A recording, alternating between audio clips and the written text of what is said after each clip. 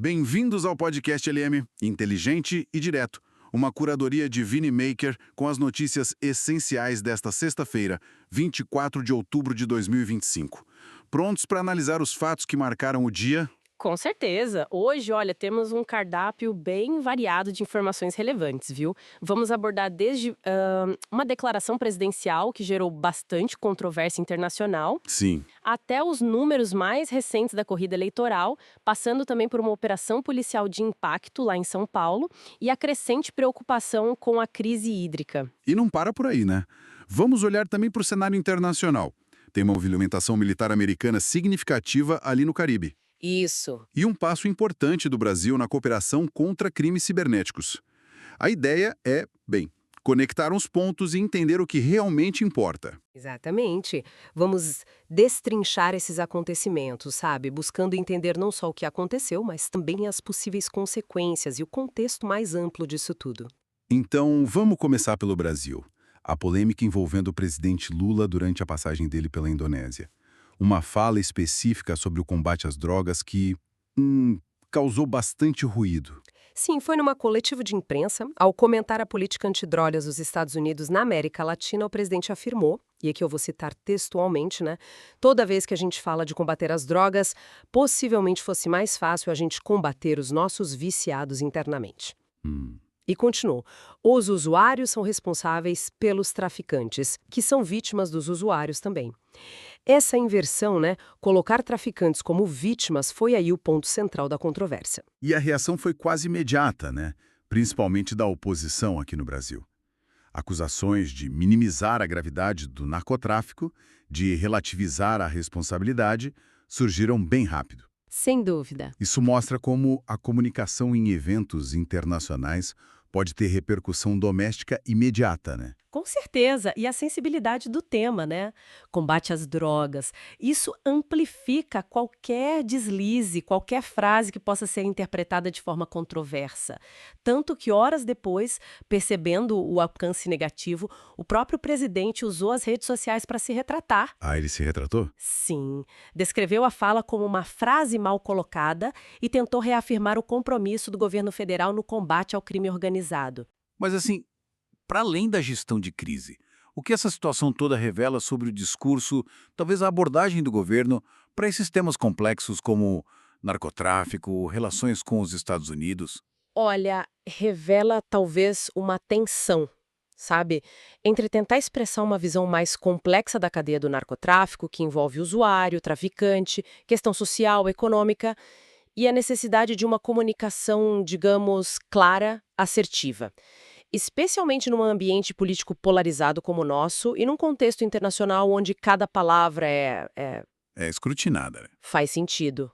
A crítica à política americana, seguida por uma frase que parece aliviar a barra dos traficantes, criou uma dissonância difícil de sustentar politicamente, né? Mostra o desafio constante de equilibrar as nuances com mensagens de impacto. Faz sentido. E essa questão da percepção política leva a gente direto para o próximo ponto. Como é que o eleitorado está vendo o cenário atual? Temos dados novos, né? Uma pesquisa Atlas Intel Bloomberg sobre a sucessão presidencial de 2026. Exato. A pesquisa traz cenários estimulados para o primeiro turno. Num confronto direto com o atual governador de São Paulo, o Tarcísio de Freitas, o Lula aparece com 51,3% das intenções de voto. 51,3? Isso, enquanto o Tarcísio tem 30,4%. É uma vantagem considerável, né? Neste momento, claro. E como fica a situação quando o nome testado pela oposição é o da Michele Bolsonaro? O que essa comparação revela sobre, sei lá, as dinâmicas da oposição? Nesse cenário, o Lula registra 51% e a Michele Bolsonaro 26,2%. Os números sugerem que hoje o Lula mantém uma base sólida que o coloca numa posição de favoritismo inicial para 2026, né? Independentemente do nome testado ali no campo da direita, centro-direita. Entendi. E indica também um desafio para a oposição em consolidar um nome com força competitiva parecida com a do atual presidente. A mesma pesquisa também mediu a temperatura da aprovação do governo atual. Quais foram os achados aí? Aqui os números mostram um quadro mais equilibrado, sabe? A aprovação do governo ficou em 48%, a desaprovação marcou 47,2%, Quase empatado. bem próximo, e é a primeira vez desde outubro do ano passado, 2024, que a aprovação supera numericamente a desaprovação nesses levantamentos da Atlas e Intel. Mas tem uma ressalva técnica importante aí nesses números de aprovação, né? Precisamente. A margem de erro da pesquisa é de 1 ponto percentual, para mais ou para menos. Como a diferença entre aprovação, 48%, e desaprovação, 47,2%, é de só 0,8 ponto percentual, Tá dentro da margem. exatamente, está dentro da margem. Então, tecnicamente, configura um empate técnico. E só para constar, a pesquisa ouviu mais de 14 mil pessoas, 14.063, entre 15 e 19 de outubro. Ok, então temos um quadro interessante. Por um lado, uma liderança expressiva do Lula nos cenários de 2026. Por outro, um governo cuja aprovação está tecnicamente empatada com a desaprovação. O que a gente pode inferir disso sobre o momento político? Olha, acho que inferimos uma persistência da polarização, né? A base de apoio ao Lula parece ser suficiente para garantir esse favoritismo nos cenários eleitorais atuais, mas não se traduz numa aprovação assim majoritária e folgada do governo. Entendo. Sugere que, embora o Lula mantenha seu capital político pessoal, a avaliação da gestão ainda divide bastante o país. A grande questão para 2026, olhando esses números, parece ser se a oposição vai conseguir não só unificar um nome, mas também apresentar um projeto que atrai o eleitorado que hoje está insatisfeito ou indeciso, sabe? Para além do antipetismo tradicional. Mudando completamente de assunto, agora vamos para São Paulo. Uma ação conjunta da Polícia Civil e do Ministério Público que evitou o que poderia ser um ataque de grande repercussão do crime organizado. Sim, uma operação que desarticulou o plano do PCC, né, o primeiro comando da capital. O plano visava assassinar duas figuras-chave no combate à própria facção. Quem eram os alvos? O promotor Lincoln Gakia, que é muito conhecido por investigar o grupo há mais de 20 anos, e ele é do GAECO, né, o Grupo de Atuação Especial de Combate ao Crime Organizado. Sei. E o Roberto Medina, que é coordenador de presídios. São autoridades que lidam diretamente com a estrutura de poder da facção, né? É realmente impressionante e um pouco assustador pensar nesse nível de organização e audácia deles. Usando tecnologia como drones para planejar algo tão grave assim, os detalhes são quase cinematográficos. De fato, a investigação mostrou um planejamento, olha, meticuloso. A facção chegou a alugar uma casa de alto padrão. Uma casa. Sim, localizada a menos de 1 quilômetro da residência do promotor Gakia, para servir como base de observação e apoio. Isso demonstra um investimento financeiro considerável na operação. E o uso de tecnologia chama a atenção.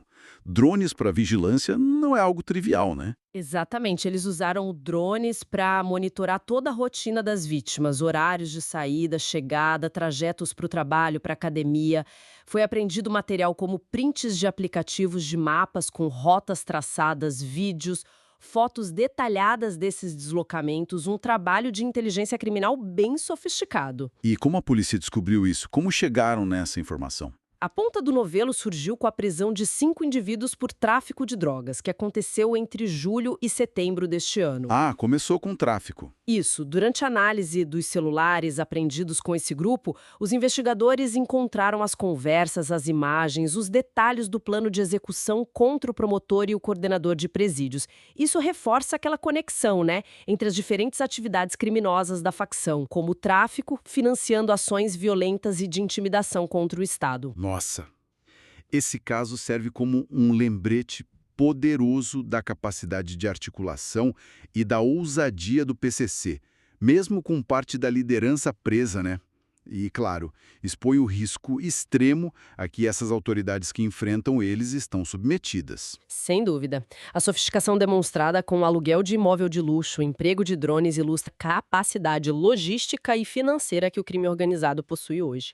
A desarticulação desse plano é, claro, uma vitória importante das forças de segurança e do MP, mas assim de um alerta contínuo sobre a necessidade de proteger quem está na linha de frente e de aprimorar sempre as estratégias de combate a essas facções. Permanecendo em São Paulo, mas mudando o foco de novo. Uma questão ambiental e de infraestrutura que afeta milhões. A crise hídrica.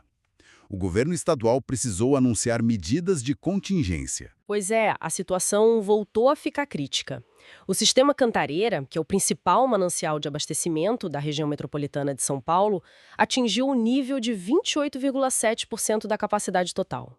28,7? Nossa! É o patamar mais baixo registrado desde a crise hídrica severa que a gente viveu entre 2014 e 2015. E o cenário climático não tem ajudado, né? Já são 3 anos seguidos com chuva abaixo da média no estado.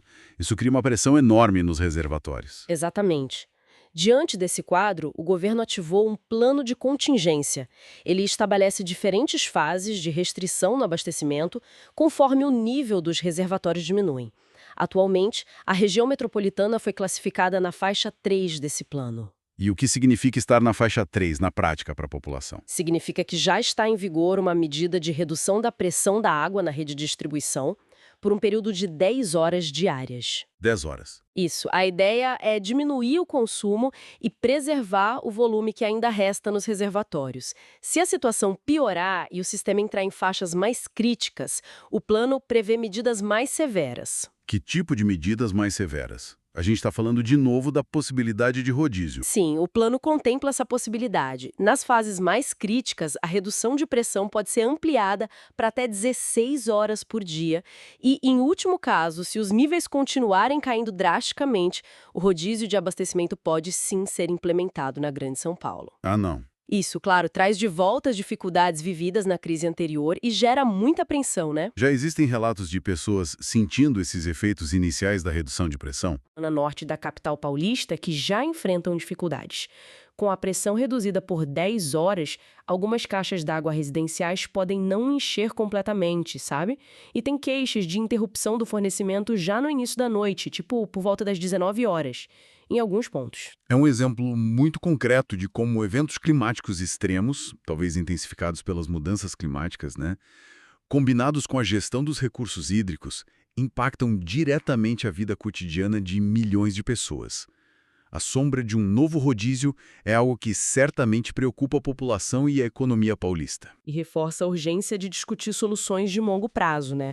Isso passa por investimentos contínuos em infraestrutura para aumentar a segurança hídrica, novas adutoras, interligação de sistemas, reduzir perdas na rede, mas também pela diversificação das fontes de captação e, fundamentalmente, por uma gestão da demanda, incentivando o uso consciente, o reuso da água.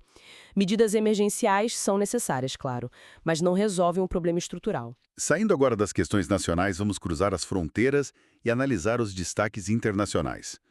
Uma movimentação militar americana no Caribe tem chamado bastante atenção ultimamente. De fato, os Estados Unidos deslocaram uma força naval bem significativa para o Mar do Caribe, e a peça central dessa força-tarefa é o porta-aviões USS Gerald R. Ford. E não estamos falando de um navio qualquer, né? O USS Gerald R. Ford é o mais novo, mais avançado tecnologicamente da frota americana, certo? Exatamente. É o maior porta-aviões do mundo atualmente. Para dar uma ideia da escala, são 333 metros de comprimento. 333 metros. É gigante. Capacidade para operar até 90 aeronaves, caças, helicópteros, drones e uma tripulação de mais de 5.000 militares. A presença de um navio dessa classe na região é um sinal bem claro. Ia estar operando sozinho lá? Não, ele é a nau capitânia de um grupo de ataque que inclui outros 8 navios de guerra, um submarino de propulsão nuclear e caças F-35 que já estavam na área. É uma demonstração de poder naval bastante expressiva para os padrões da região. Qual a justificativa oficial para essa mobilização toda? O que eles dizem? O Pentágono declarou que o objetivo da operação é detectar, monitorar e desmantelar atividades ilícitas. O foco principal, segundo eles, é o narcotráfico que usa as rotas marítimas do Caribe. No entanto, essa movimentação é amplamente interpretada por analistas como uma forma de exercer pressão direta sobre o governo de Nicolás Maduro lá na Venezuela. Existe um histórico recente de tensões e ações na área que corrobora essa interpretação, né? Sim, sim.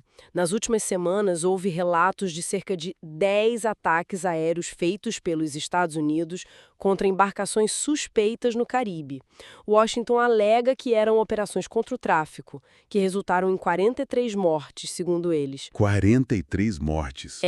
Além disso, vale lembrar que a administração Trump ainda mantém ativa aquela recompensa de $50 milhões por informações que levem à captura do Maduro. E como a Venezuela reagiu a essa presença naval tão ostensiva assim? O presidente Nicolás Maduro se pronunciou.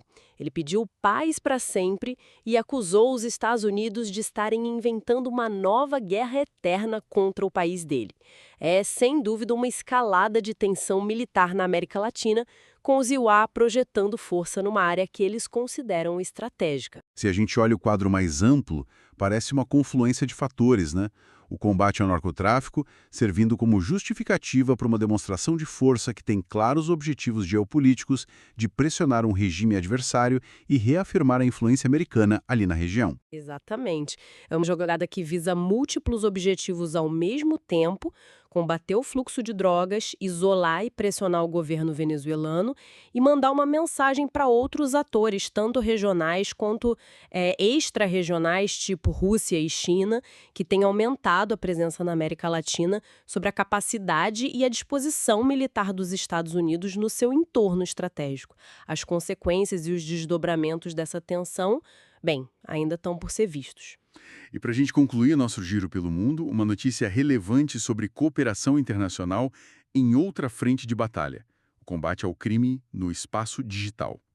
O Brasil deu um passo formal importante aí. Sim, uma notícia positiva nesse campo. O Brasil oficializou a adesão à Convenção de Budapeste sobre crimes cibernéticos.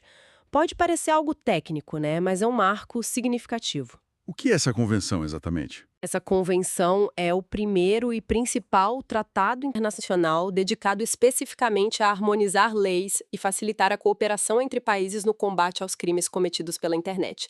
Ela já está em vigor desde 2004. E na prática, o que essa adesão muda para as investigações de crimes cibernéticos aqui no Brasil? Muda bastante coisa, e para melhor. A principal vantagem é que o Brasil passa a integrar uma rede formal de cooperação internacional muito mais ágil e eficiente.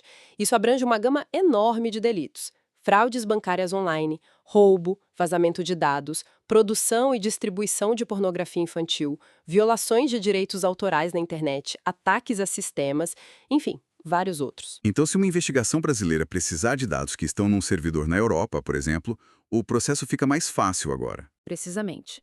A Convenção estabelece canais diretos de comunicação entre as autoridades dos países membros, eles chamam de pontos de contato 24/7, e procedimentos padronizados para solicitar e obter provas eletrônicas que estejam sob a jurisdição de outro país signatário. Ah, isso deve agilizar bastante. Muito.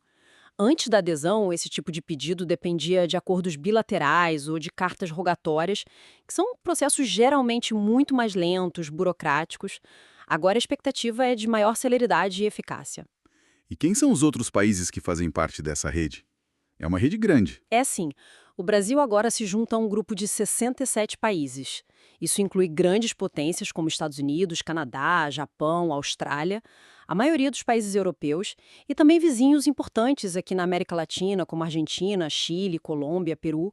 É uma rede global bem robusta. E esse processo levou tempo, né? Levou. O processo para o Brasil entrar começou lá em 2019, a pedido do Ministério da Justiça, foi ratificado pelo Congresso Nacional em 2022 e culminou agora na formalização final. Entendi. Em um cenário global, onde o crime digital não respeita fronteira nenhuma e fica cada vez mais sofisticado, essa integração a mecanismos de cooperação internacional parece mesmo fundamental, né? Absolutamente. A natureza transnacional do cibercrime exige respostas coordenadas, colaborativas. A Convenção de Budapeste fornece essa estrutura essencial para harmonizar legislações nacionais e, principalmente, para permitir que as investigações possam seguir as evidências digitais onde quer que elas estejam. A adesão brasileira é, sim, um passo crucial para fortalecer a capacidade do país de prevenir, investigar e punir esses crimes de forma mais efetiva. E assim a gente fecha o nosso panorama desta sexta-feira, 24 de outubro de 2025, aqui no podcast LM. inteligente e direto. Uma análise dos fatos que movimentaram o Brasil e o mundo. Foi um dia intenso, hein? Desde a repercussão daquela frase presidencial e os novos números eleitorais, passando pela demonstração de força do crime organizado em São Paulo e a resposta policial, a preocupante situação hídrica. A escalada militar no Caribe. Exato. E, finalmente, esse avanço na cooperação digital internacional. Muitos temas importantes e, de certa forma, interconectados. Para continuar acompanhando nossas análises e resumos, não deixe de seguir o podcast LM na sua plataforma de áudio preferida. Isso mesmo. Curta este episódio, compartilhe com quem possa se interessar e, claro, se inscreva para não perder nenhuma atualização sobre as notícias mais relevantes. Obrigado pela companhia. Fica a reflexão. No mundo onde a gente acompanha a movimentação de porta-aviões em tempo real e o crime organizado usa drones para vigilância, como é que a cooperação internacional, a exemplo da Convenção de Budapeste, pode de fato evoluir na mesma velocidade para enfrentar ameaças cada vez mais sofisticadas, sejam elas estatais ou criminosas? Fica aí para pensar. Até a próxima!